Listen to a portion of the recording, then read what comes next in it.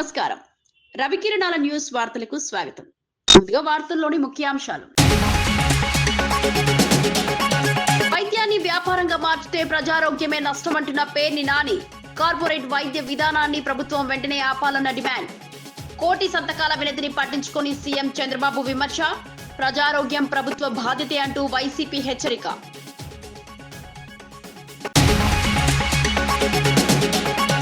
పోలవరానికి పొట్టి శ్రీరాములు పేరు పెట్టాలన్న నాగబాబు.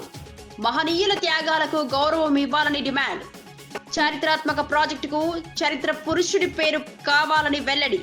జగనన్న పేర్ల రాజకీయానికి ముగింపు కావాలని ఫైర్.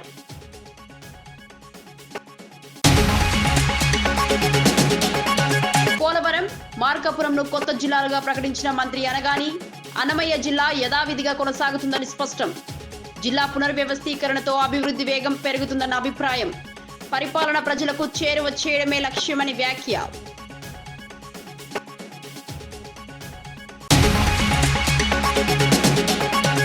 6 డిఏలు ఇంకా పెండింగ్ లోనే ఉన్నాయని హరీష్ రావు ఆరోపణ. ఉద్యోగుల బకాయిలపై ప్రభుత్వం నిర్లక్ష్యంగా వ్యవహరిస్తోందని వ్యాఖ్య. పింఛన్ జాప్యంతో రిటైర్డ్ ఉద్యోగుల ఇబ్బందులు, వెంటనే బకాయిలు విడుదల చేయాలని డిమాండ్.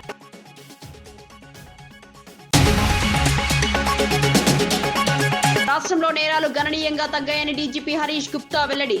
2025 పోలీస్ పనితీరు నివేదిక విడుదల. కఠిన పోలీసింగ్ తో నేర నియంత్రణలో పురోగతి. ప్రజల భద్రతే పోలీసుల ప్రధాన లక్ష్యమని స్పష్టం.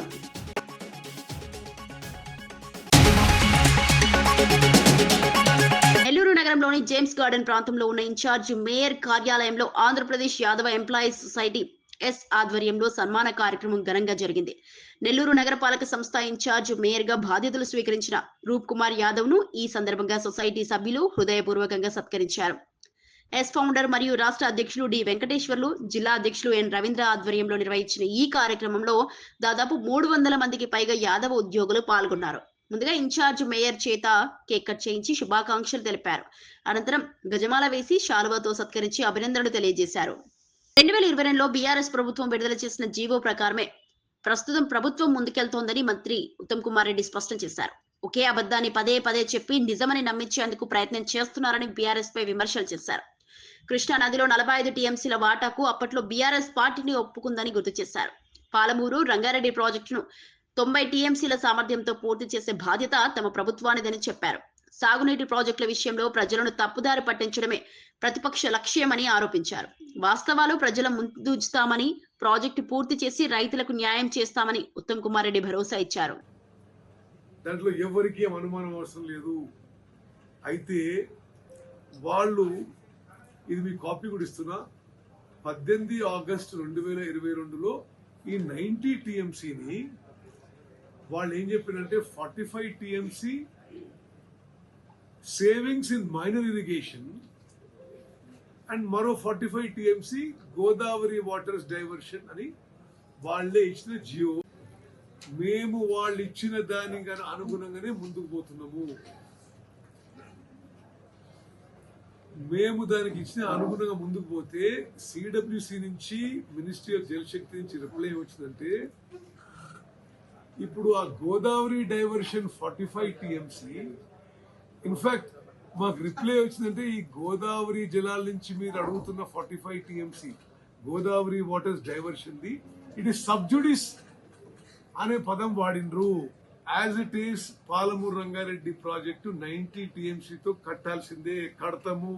ఈ టర్మ్ లో 90 టీఎంసీతో పూర్తి చేస్తాము.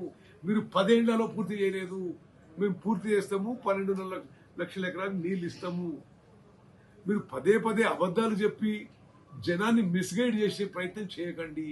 పోలవరం, మార్కాపురంను కొత్త జిల్లాలుగా ఏర్పాటు చేయనున్నట్లు మంత్రి అనగాని వెల్లడించారు. అన్నమయ్య జిల్లా యథావిధిగా కొనసాగుతుందని స్పష్టం చేశారు. అయితే జిల్లా కేంద్రంగా రాయచోటికి బదులుగా మదనపల్లిని ఎంపిక చేస్తున్నట్లు తెలిపారు.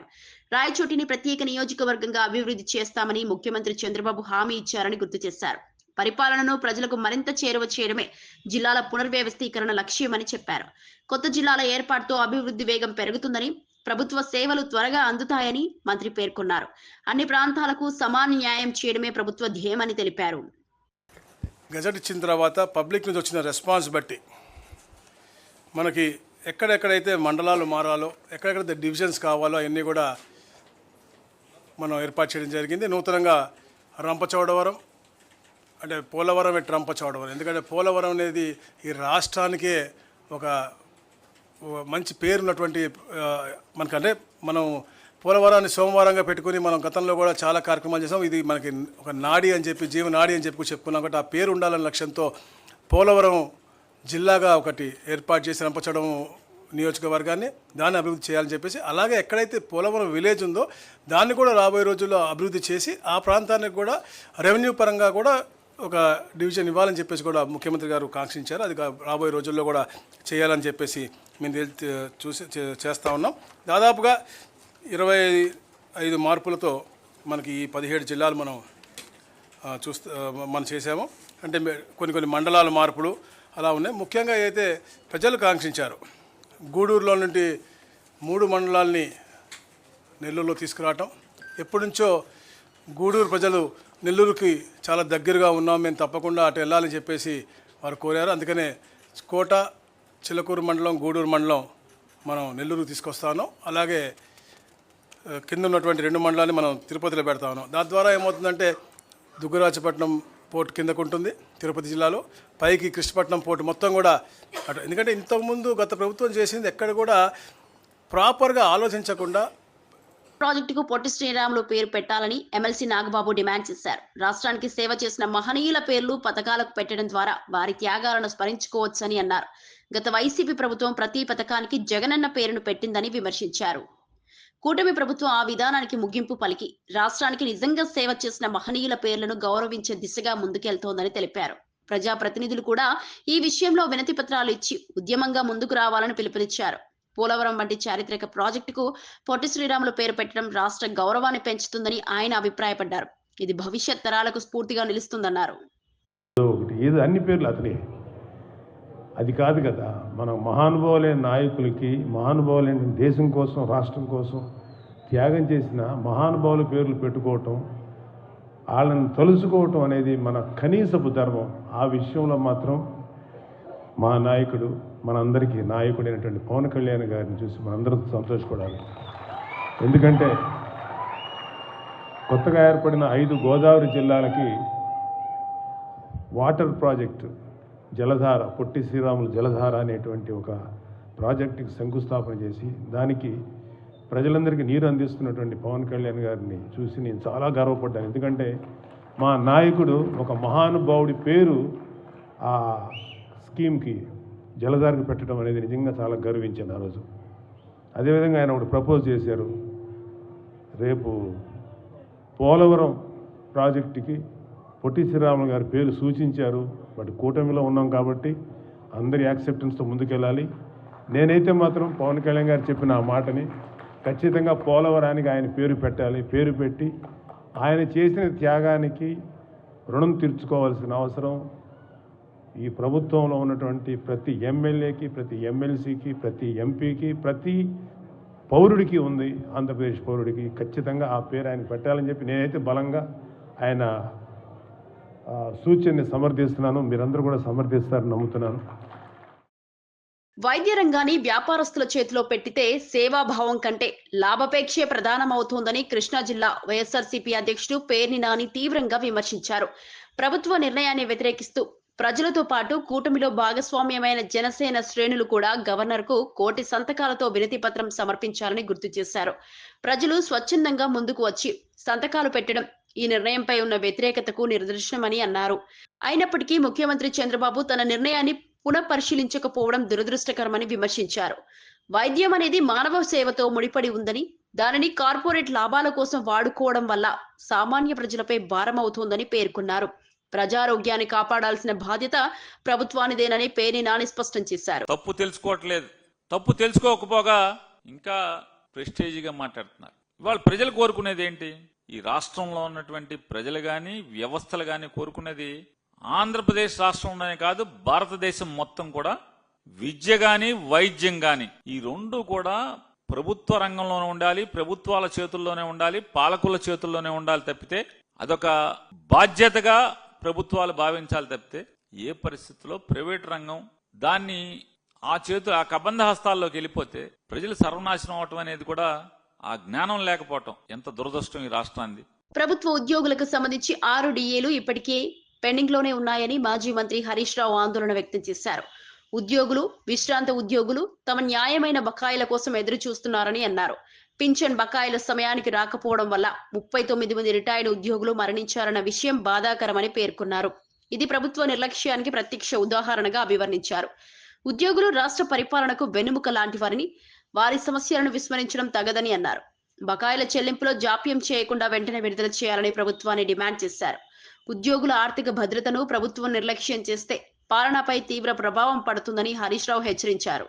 నా సిద్దిపేటలో ఒక డాక్టర్ జగత్ Kumar Reddy, retired JD veterinary, పొద్దున్నే నా దగ్గరికి వచ్చి అన్నా కొద్దిగా అసెంబ్లీలో మాట్లాడు, నేను అక్టోబర్ 2024లో రిటైర్ అయినా, ఇంతవరకు ₹1 రాలేదు, హైకోర్టుకు పోయి ఆర్డర్ తెచ్చుకున్నా అయినా రాలేదు, హైకోర్టులో కంటెంప్ట్ వేసినా, కంటెంప్ట్ వేస్తే కూడా వాయిదాలు అడుగుతూ ప్రభుత్వం మమ్మల్ని ఇబ్బందులు పెడతా ఉంది, మా రిటైర్డ్ ఉద్యోగుల పెన్షన్ బెనిఫిట్లు ఇప్పించండి, చావు బతుకుల్లో ఉన్నటువంటి మమ్మల్ని కాపాడండి, 30-35 ఏళ్లు ప్రభుత్వానికి సేవ చేసినటువంటి రిటైర్డ్ ఉద్యోగులను ఈ రకంగా వేధించడం ప్రభుత్వానికి తగదు, దయచేసి ప్రభుత్వం దృష్టికి తీసుకుపోండి అని చెప్పి పొద్దున్నే నా ఇంటికి 7 గంటలకే వచ్చి కూర్చున్నాడు సార్. నేను బయటకు వచ్చేసరికి ఏంది ఇంత పొద్దున్న వచ్చినావంటే, ఇట్లా ఉందన్న ఆరోగ్యం బాగాలేదని చెప్పమంటే బట్టి గారికి చెప్తా తప్పకుండా ఈరోజు నేను మాటించి వచ్చి ఈరోజు చెప్తా ఉన్నాను అధ్యక్ష. అదేవిధంగా అధ్యక్ష, సిపిఎస్ ఉద్యోగులను ఓపీఎస్గా మారుస్తామని ఆ రోజు కాంగ్రెస్ పార్టీ ఎన్నికల్లో హామీ ఇచ్చింది. మరి ఎప్పటిలోగా ఓల్డ్ పెన్షన్ స్కీమ్ అమలు చేస్తారు? మరి ఈలోపు గత 2 సంవత్సరాల నుంచి సిపిఎస్ కింద రాష్ట్ర ప్రభుత్వం కట్టాల్సిన కాంట్రిబ్యూషన్ డబ్బులను కూడా మీరు కట్టకుండా దాన్ని దారి మళ్లిస్తా ఉన్నారు. అసలు కాంట్రిబ్యూషను కట్టలేరు, ఓపీఎస్ తేకపోవడం వల్ల 2 లక్షల మంది సిపిఎస్ ఉద్యోగుల భవిష్యత్తు ఈరోజు ప్రశ్నార్థకంగా మారుస్తా ఉన్నారు. దయచేసి సిపిఎస్ కాంట్రిబ్యూషన్ కట్టండి, ఓపీఎస్ విధానాన్ని ఇచ్చిన మాటకు కట్టుబడి తక్షణమే అమల్లోకి తేవాలని చెప్పి మీ ద్వారా కోరుతున్నాం అధ్యక్ష. అదేవిధంగా పోలీస్ డిపార్ట్మెంట్లో కూడా అధ్యక్ష సరెండర్ లీవులు 5 సరెండర్ లీవులు పెండింగ్ లో ఉన్నాయి, టీఏలు రావట్లేదు. శాసనసభలో సభ్యులు హుందాగా వ్యవహరించేలా చర్యలు తీసుకోవాల్సిన అవసరం ఉందని BJP MLA Katipalli Venkataramana Reddy speaker గడ్డం ప్రసాద్ కు విజ్ఞప్తి చేశారు. శూన్య గంటలో సభ్యులు పలు అంశాలపై మాట్లాడిన సందర్భంగా సభా సాంప్రదాయాలు పాటించాల్సిన అవసరాన్ని ఆయన గుర్తు చేశారు. ప్రజాస్వామ్య వ్యవస్థలో శాసనసభకు ప్రత్యేక గౌరవం ఉందని, ఆ గౌరవాన్ని సభ్యుల ప్రవర్తన ద్వారానే నిలువబెట్టుకోవాల్సి ఉంటుందని అన్నారు. సభలో వ్యక్తిగత ఆరోపణల కన్నా ప్రజా సమస్యలపై చర్చ జరగాలని సూచించారు. ప్రజల ఆశయాలను ప్రతిబింబించే వేదికగా సభ ఉండాలన్నారు. సభ్యుల ప్రవర్తన ప్రజలకు సందేశం ఇస్తుందని, కాబట్టి సంయమనం, హుందాతనం అవసరమని కాటిపల్లి వెంకటరమణారెడ్డి స్పష్టం చేశారు.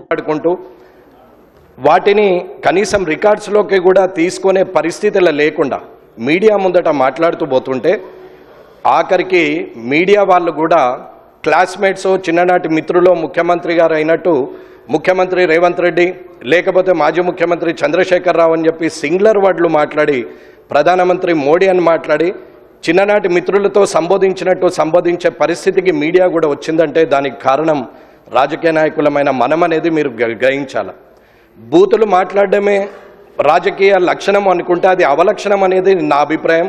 దయచేసి సభలో ఉన్నటువంటి పెద్దలందరూ కూడా చంద్రశేఖరరావు గారి నుంచి మొదలు పెడితే ఇప్పుడున్న ముఖ్యమంత్రి రేవంత్ రెడ్డి గారి వరకు, మధ్యలో ఉన్న మంత్రులు కానీ, ఇక్కడున్న ఎమ్మెల్యేలు కానీ, కొత్తగా ఎన్నికైన మాలాంటి వాళ్ళు కానీ, రానున్న శాసనసభకు వచ్చే సభ్యులు కొత్త వారికి కూడా మంచి సందేశాన్ని ఇవ్వాలని, మంచి సభా సాంప్రదాయాన్ని ఇవ్వాలని, రాజకీయంలో మనము మంచి పేరు తెచ్చుకోవాలనేది అందరి సభ్యుల్ని నేను కోరుతున్నాను.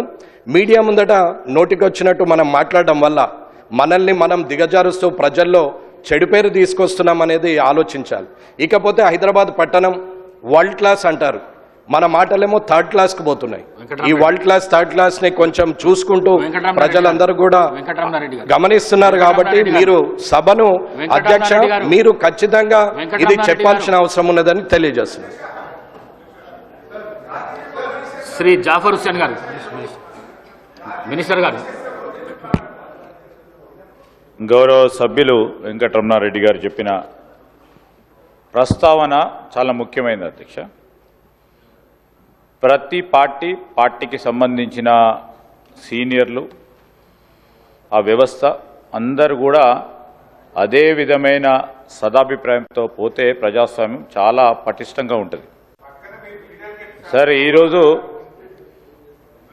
వారు అనుభవం గల నాయకులు అధికార పక్షంలో ఉండి అనేక సందర్భాల్లో కూడా నేను చెప్తా ఉన్నప్పటికీ ఈరోజు ఎవరు మాట్లాడినా తప్పేమంటున్నాము సార్, ఎవరు మాట్లాడినా తప్పేమంటున్నారు. ఆ ప్రస్తావన సార్, ఆ ప్రస్తావనకు సంబంధించి వెంకటరమణారెడ్డి గారు చేసిన ప్రస్తావన గురించి నేను ప్రజాస్వామ్యానికి సంబంధించిన అంశం విషయంలో వారు కూడా ఒక హెల్దీ ప్రాక్టీస్ని చేసుకోవాలని వారు కోరిరు. డెఫినెట్లీ డెమోక్రటిక్ ప్రాసెస్లో మాకు హుందత్వాన్ని కాపాడే ప్రయత్నంలో అనేక సందర్భాల్లో ముఖ్యమంత్రి గారు కానీ మా సహచరులు కానీ మా సభ్యులు కానీ చాలా హుందాగా మాట్లాడే తీరు కానీ అంశం కానీ తెలంగాణ సంస్కృతికి సంబంధించిన అంశం విషయంలో స్పష్టంగా చాలా మర్యాదగా పోతా ఉన్నాం అధ్యక్ష. ఎక్కడైనా చిన్న చిన్నగా ఎప్పుడైనా ఉంటే మేము ఈరోజు కూడా చెప్తా ఉన్నాం, మాకు బేషిజాలు లేవు. ఒక గౌరవ సభ్యుడు చెప్పిన అంశాన్ని కూడా దృష్టిలో పెట్టుకుని కేసీఆర్ అసెంబ్లీకి వస్తున్నాడని అనవసర హడావిడి చేయడం సరికాదని ప్రభుత్వ విప్ ఎమ్మెల్యే ఆది శ్రీనివాస్ వ్యాఖ్యానించారు. ప్రభుత్వం ప్రజా సమస్యలపై చర్చించేందుకు పూర్తిగా సిద్ధంగా ఉందని స్పష్టం చేశారు. ప్రతిపక్ష నాయకులు ఆరోపణలకి పరిమితం కాకుండా ప్రజా సమస్యల పరిష్కారానికి స్పష్టమైన సూచనలు ఇవ్వాలని హితవు పలికారు. అసెంబ్లీని రాజకీయ వేదికగా మాత్రమే ఉపయోగించుకోవడం ప్రజాస్వామ్య స్ఫూర్తికి విరుద్ధమని అన్నారు. చర్చలు, సూచనలు, ప్రత్యామ్నాయ విధానాల ద్వారా ప్రజలకు మేలు జరిగే నిర్ణయాలు రావాలని ప్రభుత్వం ఉద్దేశమని చెప్పారు. ప్రజా సమస్యలపై గంభీరంగా మాట్లాడితే ప్రభుత్వం వినేందుకు సిద్ధంగా ఉందని తెలిపారు. రాజకీయ లాభాల కోసం సభను ఉపయోగించుకోవడం కంటే రాష్ట్ర అభివృద్ధి లక్ష్యంగా వ్యవహరించాలని ప్రతిపక్షానికి సూచించారు. సర్కారానికి తగిన సూచనలు సలహాలు ఇస్తారని చెప్పనే భావనలో ఉన్నాం. తమ రాజకీయం కోసం అసెంబ్లీని వేదికగా వాడుకోవద్దని సందర్భంగా మా వైపు నుంచి తెలియజేస్తూ, ఇప్పటికే 2 సంవత్సరాలు అవుతుంది అసెంబ్లీకి హాజరు కానటువంటి ప్రతిపక్ష నాయకుడు కేసీఆర్ గారు ఈసారి వస్తున్నాడని చెప్పని ఎందుకో అడావుడి చేస్తున్న అంశాన్ని ప్రజలు గమనించాలని చెప్పాలి. వస్తున్నాడంటే విచిత్రంగా అనిపిస్తుంది. వారు ఎమ్మెల్యేనే కదా, వారు ఎమ్మెల్యే అయిన తర్వాత ప్రతిపక్ష నాయకుడికి ఎంపికైన తర్వాత ప్రజలు ఎమ్మెల్యేగా ఎంపిక చేసిన తర్వాత వెళ్ళాల్సింది అసెంబ్లీకే కదా అనేటువంటి ఆలోచన ఎందుకు వాళ్ళు మరిచిపోతూ ఈ మాట మాట్లాడుతున్నారు మాకు అర్థమవుతుంది. వస్తున్నాడని చెప్పనేటువంటి పదే ఏదో గ్రాఫ్ పెంచుకునే ప్రయత్నం చేస్తుంది. అరే, ఎమ్మెల్యేగా గెలిచిందే అసెంబ్లీకి వెళ్ళమని ప్రజలు పంపినటువంటి సందర్భం.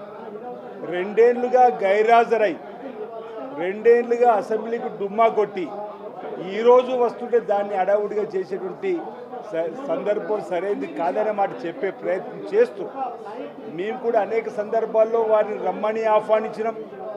ప్రజలకు సంబంధించినటువంటి చర్చల్లో పాల్గొమ్మని కోరినాం.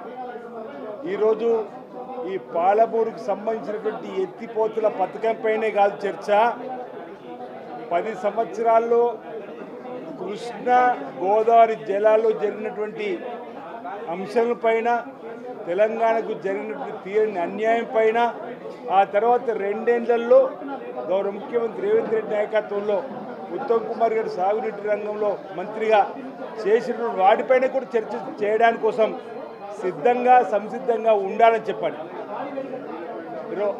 అసెంబ్లీకి అటెండెన్స్ కోసం వచ్చి మళ్ళీ వెళ్ళిపోవడం, మాయం కావడం కాకుండా అసెంబ్లీ జరిగినన్ని రోజులు వారు ఎమ్మెల్యేగా ప్రతిపక్ష నాయకుడు అయినటువంటి మాజీ ముఖ్యమంత్రి హోదాలో వారు ఉండాలి, సూచనలు సలహాలు ఇవ్వాలని చెప్పని ఈ సందర్భంగా మా వైపు నుంచి కోరుతూ, ఈ అసెంబ్లీని మామ అల్లుడు కొడుకులాగా రాజకీయం కోసం మార్చుకోకుండా, లేదంటే అసెంబ్లీలో నేను రాకపోతే ఇద్దరి మధ్య ఉన్న గొడవలు పెరిగిపోతున్నాయి. నెల జీతం కోసం సభ్యత్వాన్ని కాపాడుకోవడానికే కేసీఆర్ అసెంబ్లీకి వచ్చి వెంటనే వెళ్లిపోయారని ప్రభుత్వ విప్ ఎమ్మెల్యే బీర్లా ఐలయ్య తీవ్ర వ్యాఖ్యలు చేశారు. దళిత స్పీకర్ను ఉద్దేశించి అధ్యక్ష అని పిలవాల్సి వస్తోందన్న భయంతో మైక్ కూడా అడగలేదని విమర్శించారు. దళితులపై కేసీఆర్ కు ఎంత ప్రేమ ఉందో ప్రజలు అర్థం చేసుకోవాలని అన్నారు. సోషల్ మీడియాలో కేసీఆర్ కి ఇచ్చిన హైప్ కు సభలో ఆయన గడిపిన 2 నిమిషాల సమయానికి పొంతన లేదని వ్యాఖ్యానించారు. ప్రజా సమస్యలపై మాట్లాడకుండా అసెంబ్లీని నిర్లక్ష్యం చేయడం ప్రజాస్వామ్యానికి హానికరమని బీర్లా అనుకుంటే కనీసం ఆ దొరకు చనిపోయిన వాళ్లకు నివాళులర్పించాలనే సోయి కూడా లేదు. ఒక దళిత స్పీకర్ ఉంటే కనీసం అధ్యక్ష అని అనాల్సి వస్తుందని అంటే దళితులంతా అంటే చిన్న చూపు. అసెంబ్లీలో 1 నిమిషం మాట్లాడడానికి అధ్యక్ష అని మైకాడడానికి కూడా ఆయనకు నోరు రాలేదు.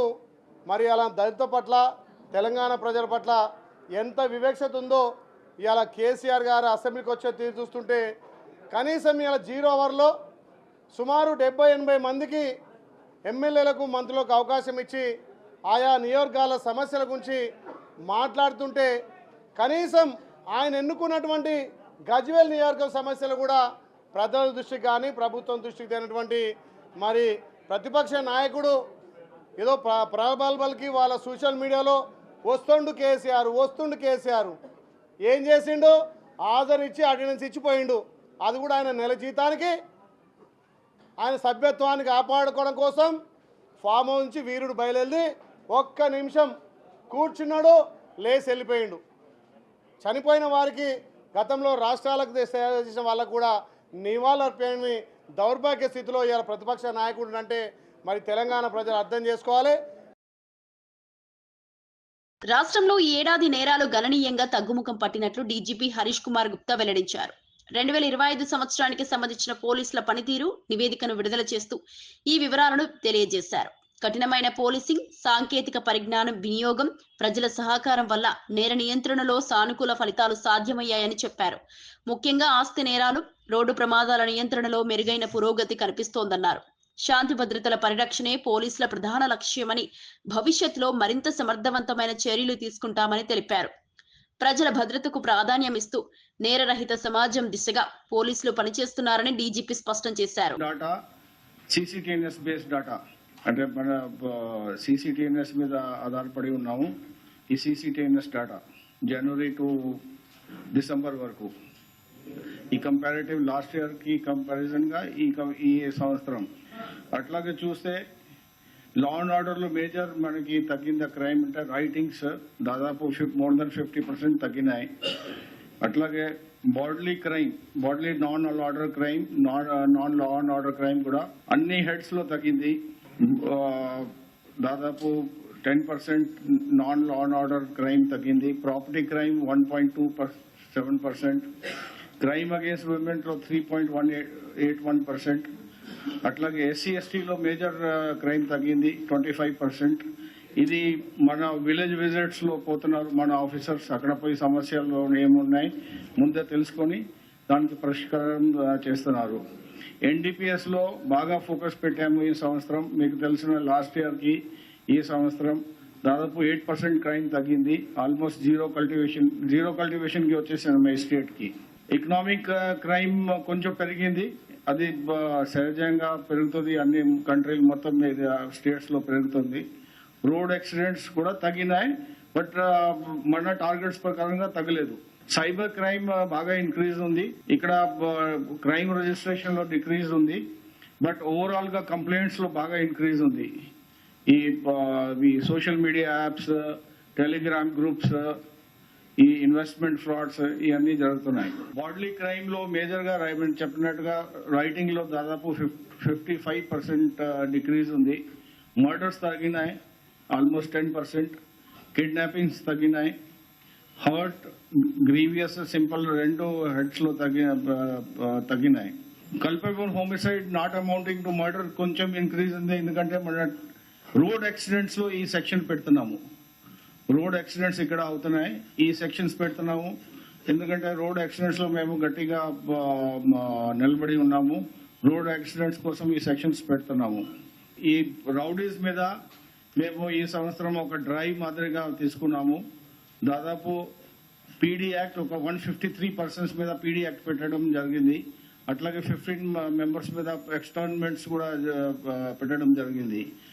11,000 రైతులు యూరియా అందుబాటుపై తీవ్ర ఆందోళనకు గురవుతున్నారని బీఆర్ఎస్ ఎమ్మెల్యే కేసీఆర్ అసెంబ్లీలో ప్రభుత్వాన్ని నిలదీశారు. యాప్ ఆధారంగా యూరియా పంపిణీ చేయడం వల్ల రైతులు గందరగోళానికి లోనవుతున్నారని యాప్ లేకుండా సరఫరా చేయాలని డిమాండ్ చేశారు. మరోవైపు గ్రామాల్లో విద్యుత్ సరఫరా సక్రమంగా లేకపోవడం వల్ల నాట్ల సమయంలో కేవలం 8 గంటలే కరెంటు వస్తోందని విమర్శించారు. ధాన్యం అన్లోడ్ చేయకపోవడం వల్ల రైతులు తీవ్ర ఇబ్బందులు పడుతున్నారని పేర్కొన్నారు. ప్రభుత్వం రైతు సమస్యలను పట్టించుకోకుండా నిర్లక్ష్యంగా వ్యవహరిస్తోందని ఆరోపించారు. వ్యవసాయ రంగమే రాష్ట్రానికి ఆధారం కాబట్టి రైతుల సమస్యలను వెంటనే పరిష్కరించాలని డిమాండ్ చేశారు. ఈసారి ఎక్కువ వేసుకున్నారు అధ్యక్ష. మరి అందరు కూడా మరి నాట్లు పడుతున్నాయి. ఇప్పుడు మరి యూరియా వస్తుందా రాదా అనే భయంలో ప్రతి ఒక్క రైతు కూడా ఆందోళన ఉన్నారు అధ్యక్ష. మరి మీరేమో యాప్ ద్వారా బుక్ చేసుకోవాలనుకుంటున్నారు, అది సాధ్యం కాదు. మరి చాలా మంది రైతులు మీరు ఏదైతే యాప్ ద్వారా మరి యూరియా బుక్ చేసుకోవాలని చెప్పి పెట్టినరో అది సాధ్యం కాదని చెప్పి రైతులు మరి నిన్న మొన్న మరి ఆందోళనతో ఉన్నారు. ఇంకొక విషయం అధ్యక్ష, మరి కరెంటు కూడా 8 నుంచి 9 గంటలు మాత్రమే వస్తుంది అధ్యక్ష. ఇప్పుడు నాట్ల సమయం, మరి ఇప్పుడే 8-9 గంటలు వస్తే మరి రాను రాను ఇంకా ఎండాకాలం వచ్చిన తర్వాత ఏప్రిల్ మేలో ఇంకా ఇబ్బంది అవుతుంది. మరి ఆ పవర్ విషయంలో కూడా చాలా మంది ఆందోళనగా ఉన్నారు. ఇంకో విషయం ఏంటంటే మరి చాలా గ్రామాలలో నాకు ట్రాన్స్ఫార్మర్లు లేవు, కరెంటు పోల్లు కావాలి, వైరు కావాలి. మరి ఇలాంటి మరి దానికోసం ఎవరైనా రైతులు డిపార్ట్మెంట్కి పోతే మా దగ్గర బడ్జెట్ లేదు, మేమేమి ఇయ్యలేమని చెప్పి మరి ముక్కుసూటిగా మరి రైతుల ముంగట్నే చెప్తున్నారు. ఇది కాకుండా అధ్యక్ష, మరి గతంలో మా దగ్గర మల్లన్న సాగర్ ఉంటుంది అధ్యక్ష, రైతులకు సంబంధించింది. మరి కూడవెల్లి వాగులో మరి నీళ్లు వదిలిన తర్వాత పక్కన ఉన్న గ్రామాలకు మోటార్ల ద్వారా చాలా ఇరిగేషన్ మరి డిపార్ట్మెంట్కి సంబంధించిన మరి మోటార్లు కానీ కాల్వలు కానీ మరి పూర్తిగా మరి మొన్నటి వర్షాలకు టెంపరీగా కాల్వలు తీసుకున్నారు గతంలో. మరి ఆ టెంపరీ కాల్వలు పూర్తిగా మట్టి పూడిక నిండిపోయింది. మరి ఆ కాల్వలు కూడా పూడిక తీయకపోతే ఈ సంవత్సరము దాని మీద ఆధారపడ్డ కాల్వల మీద ఆధారపడ్డ రైతులు నష్టపోతారు. దయచేసి మరి మా మల్లన్న సాగర్ కానీ కొండపోచమ్మ ద్వారా మరి ఆ కాల్వల ద్వారా నీళ్ళు వస్తాయి, సబ్ కెనాల్ల ద్వారా. మరి 2 సంవత్సరాల నుంచి ఇరిగేషన్ డిపార్ట్మెంట్ ఏ ఒక్క రోజు కూడా మరి మల్లన్న సాగర్ మీద కానీ మరి కొండపోచమ్మ మీద కానీ రంగనాయక సాగర్ మీద కానీ ఎన్నో పర్యాయాలు ఎన్నో ఇష్యూస్ ఉన్నాయి. మరి కాలువల మీద కానీ పూడికల తీతం మీద కానీ మరి ఇప్పటి వరకు ఏ ఒక్క రోజు కూడా ఇరిగేషన్ డిపార్ట్మెంట్ కానీ గౌరవ మంత్రి గారు ఉత్తమ్ కుమార్ రెడ్డి గారు కానీ చాలా విన్నపాలు చేసినా ఒక్కరోజు కూడా కనీసం ఆ జిల్లాలో ఏం జరుగుతున్నది, కాలువలు ఏమవుతున్నది, ఇరిగేషన్ ఏమున్నది అని చెప్పి ఏ ఒక్క రోజు కూడా కనీసం రివ్యూ మీటింగ్ కూడా పెట్టిన పరిస్థితి లేదు అధ్యక్ష. మరి ఇన్ని సమస్యలున్నా మరి మా సిద్దిపేట జిల్లాలో కాళేశ్వరం ద్వారా నందమూరి బాలకృష్ణ సినిమాలు నేటి కాలేజ్ విద్యార్థులు కూడా బెట్టింగ్ వేసుకుని మరీ ఆసక్తిగా చూస్తున్నారని కేంద్ర మంత్రి బండి సంజయ్ వ్యాఖ్యానించారు. బాలకృష్ణ నటనలో సీనియర్ ఎన్టీఆర్ మైమరిపించే శైలి కనిపిస్తోందని ఆయన ప్రశంసించారు. ముఖ్యంగా అఖండ 2 సినిమాలో బాలకృష్ణను చూస్తే పరమేశ్వరుడే ప్రత్యక్షమైన భావన కలుగుతోందని పేర్కొన్నారు. తరతరాల అభిమానాన్ని సంపాదించుకోవడం చాలా అరుదైన విషయమని, ఆ స్థాయిలో బాలకృష్ణ తనకంటూ ప్రత్యేక గుర్తింపు తెచ్చుకున్నారని అన్నారు. సీనియర్ ఎన్టీఆర్ వారసత్వాన్ని కేవలం పేరులోనే కాదు నటనలో కూడా బాలకృష్ణ నిలబెడుతున్నారని చెప్పారు. ఇలాంటి సినిమాలు యువతలో సాంస్కృతిక విలువలు, ఆధ్యాత్మిక భావనను పెంపొందిస్తాయని బండి సంజయ్ అభిప్రాయపడ్డారు. ప్రజలు ఎవరు ఊహించుకుంటలేరు. ఇలా బాలయ్య గారి రూపంలో ఇవాళ ఎన్టీఆర్ తీసుకుంటున్నాం. ఇవాళ అటువంటి ఒక గొప్ప నటుడు బాలకృష్ణ గారు నిజంగా వారు వేషధారణ వాడిని చూస్తుంటే నిజంగా శివుడే ప్రత్యక్షమైనటువంటి పరిస్థితి మనకు కనబడుతుంది. ఆదిలాబాద్ జిల్లాలోని సిమెంట్ ఫ్యాక్టరీని ముఖ్యమంత్రి రేవంత్ రెడ్డి తన భావకు కట్టబెట్టాలని చూస్తున్నారని బీఆర్ఎస్ వర్కింగ్ ప్రెసిడెంట్ కేటీఆర్ తీవ్ర ఆరోపణలు చేశారు. అమిత్ షా ఇచ్చిన హామీ ప్రకారం సిమెంట్ కార్పొరేషన్ ఆఫ్ ఇండియా పరిధిలో ఫ్యాక్టరీని తిరిగి ప్రారంభిస్తామని చెప్పిన మాటలు ఏమయ్యాయని ప్రశ్నించారు. రేవంత్ రెడ్డి జిల్లాకి వచ్చినప్పుడు కాంగ్రెస్ నేతల కన్నా బీజేపీ నేతలే ఎక్కువగా డప్పులు కొడుతున్నారని విమర్శించారు. ప్రజా ఆస్తులను ప్రైవేట్ వ్యక్తులకు అప్పగించడమే లక్ష్యంగా ప్రభుత్వం పనిచేస్తోందని ఆరోపించారు. ఇది ప్రాంతీయ ప్రజల హక్కులకు హరించడమేనని అన్నారు. ఆదిలాబాద్ జిల్లా అభివృద్ధిపై ప్రభుత్వానికి చిత్తశుద్ధి లేదని కేటీఆర్ మండిపడ్డారు. తెరిపిస్తాం, మరి కేంద్రంలో ప్రభుత్వం వచ్చింది కదా, ఎందుకు తెరిపిస్తలేవు? ఆ మాట మాట్లాడే దమ్ము ఎమ్మెల్యేకి లేదు. ఇంకా దానికి ఇక్కడ ఉండే ప్రభుత్వం సహకరిస్తున్నది, కాంగ్రెస్ ప్రభుత్వం. మనం ఉన్న రోజులు అడ్డుకున్నాం, అట్లెట్లా అమ్ముతావా అని. ఇవాళ అడ్డికి పావుషేరు ముఖ్యమంత్రి గారి కుటుంబ సభ్యులే ఆ ఫ్యాక్టరీ కొట్టేసే ప్రయత్నం చేస్తున్నారు. ముఖ్యమంత్రి గారు బాగున్నాడు ఒక ఆయన, భావ వరుసకున్న మనిషి ఆయన కొట్టేసే ప్రయత్నం చేస్తున్నాడు. నేను మీకు వివరాలు చెప్తా, తప్పకుండా అడ్డుకోవాల్సిన బాధ్యత మన మీద ఉన్నది. వార్తలు ముగించే ముందు ముఖ్యాంశాలు మరోసారి. వైద్యాన్ని వ్యాపారంగా మార్చితే ప్రజారోగ్యమే నష్టమంటున్న పేర్ని నాని. కార్పొరేట్ వైద్య విధానాన్ని ప్రభుత్వం వెంటనే ఆపాలన్న డిమాండ్.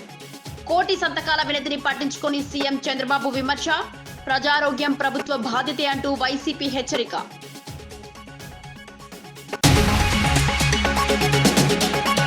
పోలవరానికి పొట్టి శ్రీరాములు పేరు పెట్టాలన్న నాగబాబు. మహనీయుల త్యాగాలకు గౌరవం ఇవ్వాలని డిమాండ్. చారిత్రాత్మక ప్రాజెక్టుకు చరిత్ర పురుషుడి పేరు కావాలని వెల్లడి. జగనన్న పేర్ల రాజకీయానికి ముగింపు కావాలని ఫైర్.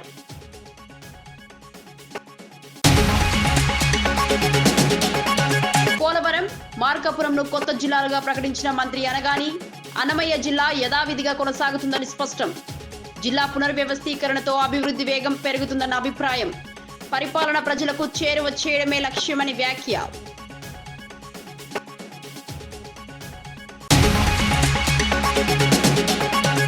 ఆరు డిఏలు ఇంకా పెండింగ్ లోనే ఉన్నాయని హరీష్ రావు ఆరోపణ. ఉద్యోగుల బకాయిలపై ప్రభుత్వం నిర్లక్ష్యంగా వ్యవహరిస్తోందని వ్యాఖ్య. పింఛన్ జాప్యంతో రిటైర్డ్ ఉద్యోగుల ఇబ్బందులు, వెంటనే బకాయిలు విడుదల చేయాలని డిమాండ్.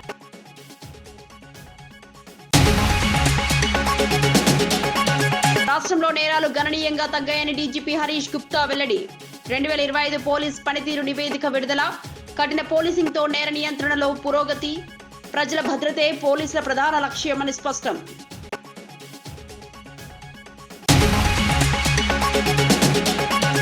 ఇవి ఈనాటి వార్తా విశేషాలు. మరో బులెటిన్లో మళ్ళీ కలుద్దాం. నమస్కారం.